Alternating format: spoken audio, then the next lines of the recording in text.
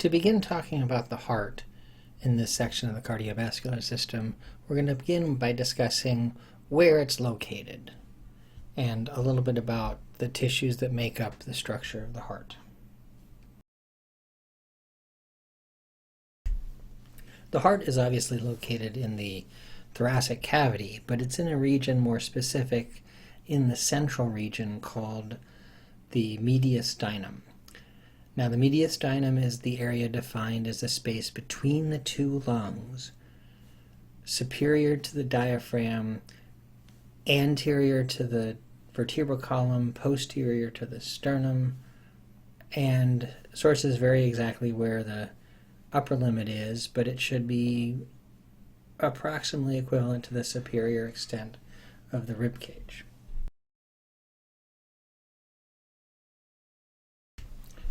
Besides the heart, the mediastinum also contains a number of other structures. The major vessels connected to the heart, such as the aorta, the vena cava, and the pulmonary vessels, are going to be contained there also.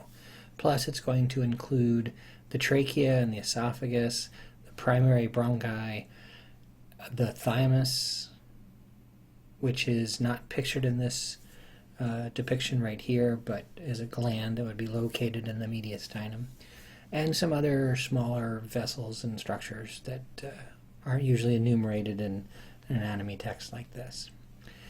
Now, looking at the heart, you also can see in this it has a point called the apex that's off to the left side, and the region where the major vessels are connected is called the base. Now, normally when we hear base and apex, we usually think bottom and top, base for the bottom, apex for the top, like a mountain. But in this case, actually, it's reversed. The apex is basically the lowest point in the heart, and the base is the top of the heart. In this representation of the sagittal view of the thoracic cavity, we can see the location of the heart. The dotted line points out where the base of the heart is.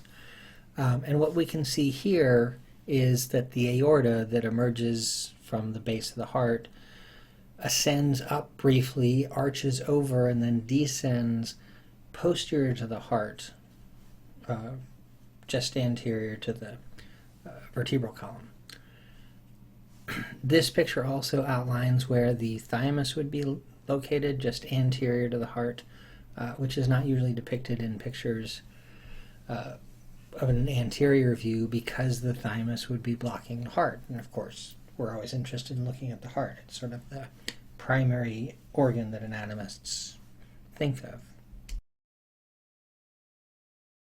This is a picture that comes from the famous collection called Gray's Anatomy, and it's a look at the heart in the mediastinum from a superior view, and you can see where the aorta would be. It's been cut open, and the descending aorta posterior to that.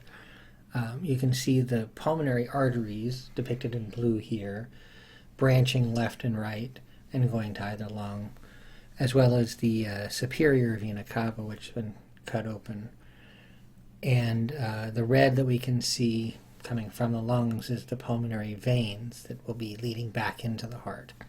Also notice that there's a space around the heart, which is the pericardial space, which is actually adjacent to a similar space that surrounds the lungs called the pleura.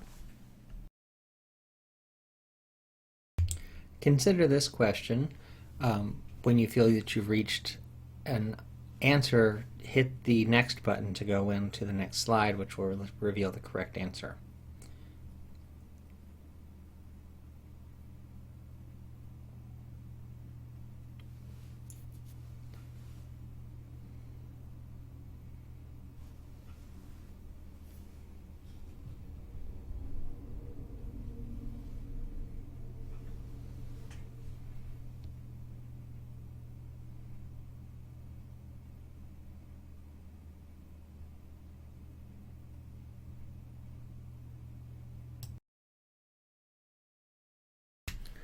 The mediastinum is a space between the lungs and therefore would not contain the lungs.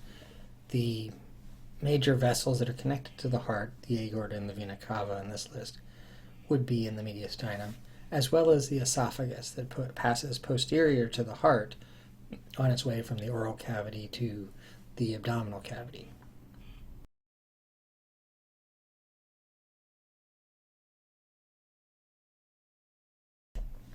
In the image from the Gray's Anatomy text, I mentioned the pericardial cavity, and that's also indicated, labeled here.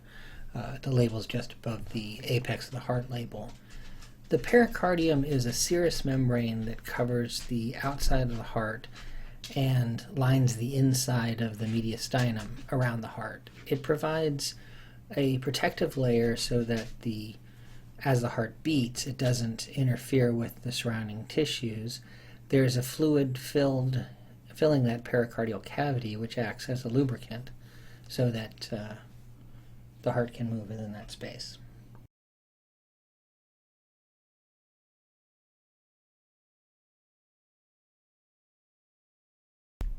This image depicts a section of the wall of the heart, and the pericardium is represented here.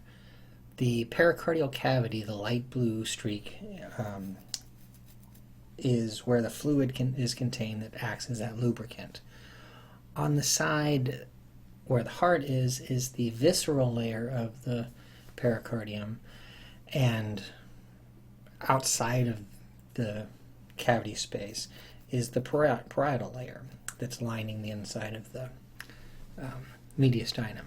There's also a fibrous layer, a dense, irregular connective tissue layer that surrounds everything, anchoring the pericardium and the heart in place.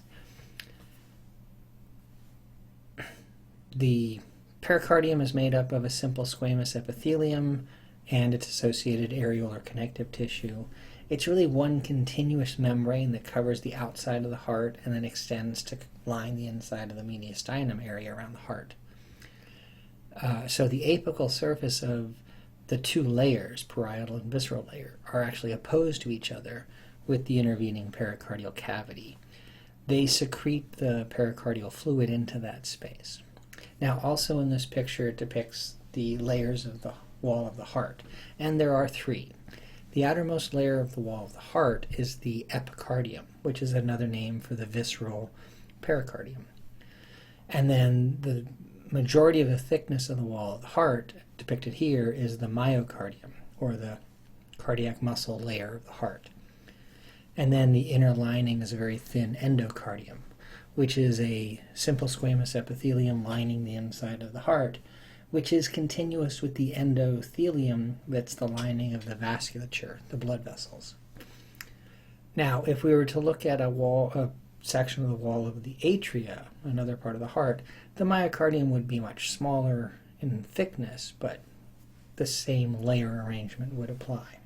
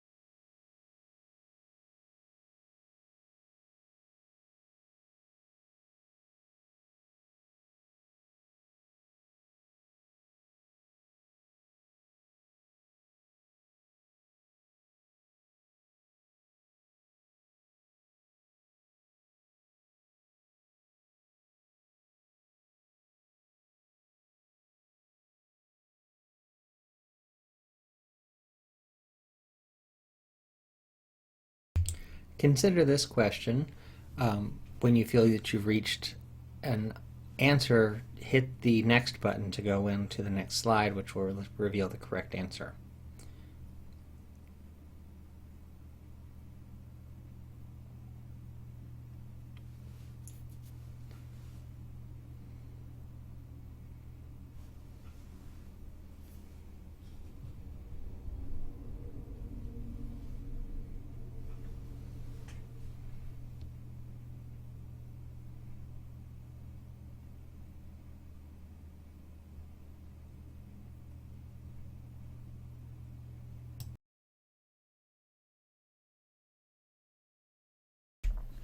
Again, the outer layer of the wall of the heart is called the epicardium, which is really just another name for the visceral layer of the pericardium. The other choices here, endocardium and myocardium, are their parts of the wall of the heart, and the fibrous pericardium is the outer layer of the pericardium, which is a dense, irregular connective tissue helping to anchor the heart and the pericardium in place.